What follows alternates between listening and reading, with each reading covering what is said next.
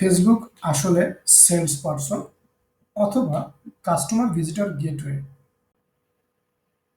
এটা ফেসবুক হতে পারে, ইনস্টাগ্রাম হতে পারে, লিঙ্কডইন হতে পারে, অথবা এনি সোশ্যাল মিডিয়া প্ল্যাটফর্ম হতে পারে। একটা পেজ তৈরি করার আগে যে বিষয়গুলো আমাদেরকে জানতে হবে, বুঝতে হবে, তারই একটা পার্ট হচ্ছে ফেসবুক আসলে সেলস পারসন। কিভাবে? একটা শোরুম অথবা শপিং মলে গেলে আপনি দেখবেন একজন সেলস পারসন আপনাকে দেখলে বলবে, স্যার আসেন, এই অফার চলতেছে অথবা এই অফারটা চলতেছে। এই যে সেলস পারসন আছে, এই ব্যক্তিকে দেখে আপনার আগ্রহটা আসবে কি আসবে না, তার পোশাক আশাক দেখে বা তার আচরণ দেখে আপনার মাঝে আলাদা একটা ফিলিংস কাজ করবে, ইন্টারেস্ট কাজ করবে। একজন সেলসম্যানের কি কি গুণাবলী থাকা আবশ্যক?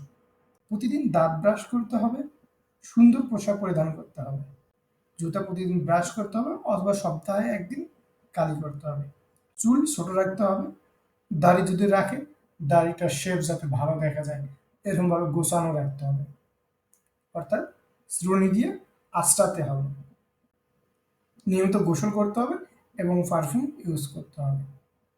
এই যে একজন সেলস পারসন সৌন্দর্য ফুটিয়ে তোলার জন্য যে কাজগুলো করা প্রয়োজন সেগুলো একজন সেলস পারসন করতেছে, এর কারণে আমরা ইন্টারেস্ট বা আগ্রহ দেখাচ্ছি। সেমভাবে একটা পেজ দেখলেই যাতে আগ্রহ বাড়ে সেরকম একটা পেজ তৈরি করতে হবে।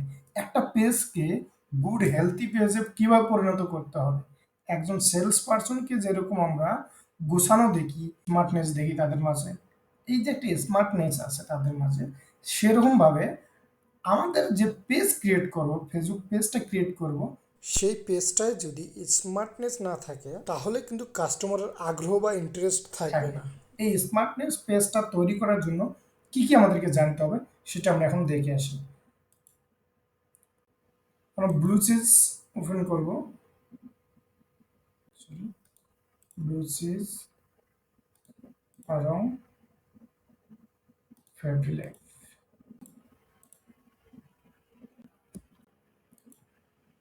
আমরা যে ব্লু চিজে আসি, প্রথমে তারা একটা ইন্ট্রো দিয়েছে, এরপর তাদের পেজের ক্যাটাগরিটা দিয়েছে তাদের বিজনেস অনুযায়ী, অ্যাপিয়ারাল, ক্লোথিং। এরপর তারা একটা নাম্বার ইউজ করছে, তাদের ব্র্যান্ডের নাম্বার। এই যে একটা বিশ্বাসযোগ্যতা তাদের মাঝে আছে যে তাদের ব্র্যান্ডের নাম্বার ইউজ করতেছে 09। ওকে, তারপরে দেখবেন তারা একটা ব্র্যান্ডের মেল ইউজ করতেছে, তাদের all social media platform add করা আছে, মোস্ট প্রবাবলি বাংলাদেশের মধ্যে যেগুলো পপুলার। ওকে, এরপরে নিচে একটু আসলে দেখবেন রিভিউ অপশনটা রেখে দিয়েছে।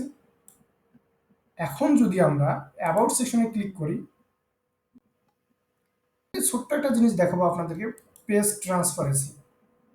ওকে, এনারা ফেসবুকের মধ্যে মার্কেটিং শুরু করছে বা পেজ ক্রিয়েট করছে June 2021 create.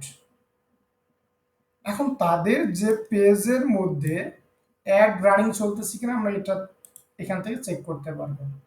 This page is currently running ads.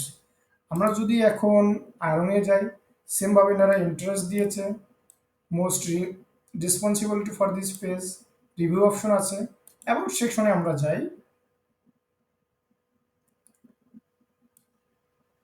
তাদের ডোমেন ইউআরএল দিয়েছে, রিভিউ সেকশনটা রেখে দিয়েছে। আর বাংলাদেশের মধ্যে মোস্ট পপুলার একটি পেজ ট্রান্সপারেন্সির মধ্যে যাই, এটা আমরা দেখতে পাচ্ছি 2008 সালে ক্রিয়েট করেছে 10ই মার্চ।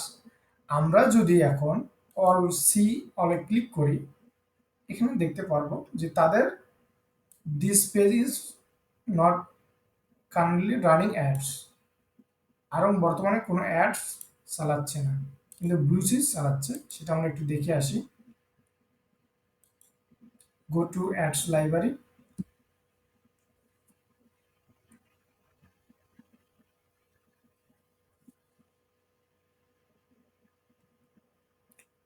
এখান থেকে আপনি দেখতে পাচ্ছেন 13টি অ্যাডস তাদের রানিং আছে। ওকে, পেজ ট্রান্সপারেন্সি থেকে এগুলো আপনি দেখতে পারবেন। সেমভাবে যদি আমরা ফেব্রি লাইফে যাই, সেমভাবে এরা গুড পেজটা গুড হেলথ করার জন্য তারা অলওয়েজ ওপেন রেখেছে, বাকিগুলো সেম। ডোমেন ইউআরএল দিয়েছে messing star and class with larger and comfort, এটা শর্ট ইন্ট্রোটা দিয়েছে। এরপরে তাদের অ্যাড্রেস দিয়েছে, ব্র্যান্ড মেল দিয়েছে, ব্র্যান্ড নাম্বার দিয়েছে, ওয়েবসাইট ইউআরএল দিয়েছে। এখানে মানুষের বিশ্বাসযোগ্যতা আছে কিনা এটা আপনারা চেক করতে পারবেন। কেন বলেছিলাম যে Facebook page customer visitor gateway, একজন ব্যক্তিকে দেখে যদি আপনার আকর্ষণ না আসে, একটা শোরুম দেখে যদি আপনার আকর্ষণ না আসে, গোছানো না থাকে, পরিপাটি না থাকে, তাহলে আপনার আগ্রহ থাকবে না। সেমভাবে আপনার পেজটা যদি পরিপাটি বা গোছানো না হয়, তাহলে কাস্টমার আপনার পেজে আসবে কেন? একটা পেজকে গুড হেলথি কিভাবে তৈরি করতে হয় আমরা নেক্সট ভিডিওতে সেটাই করে দেখাবো। ওকে।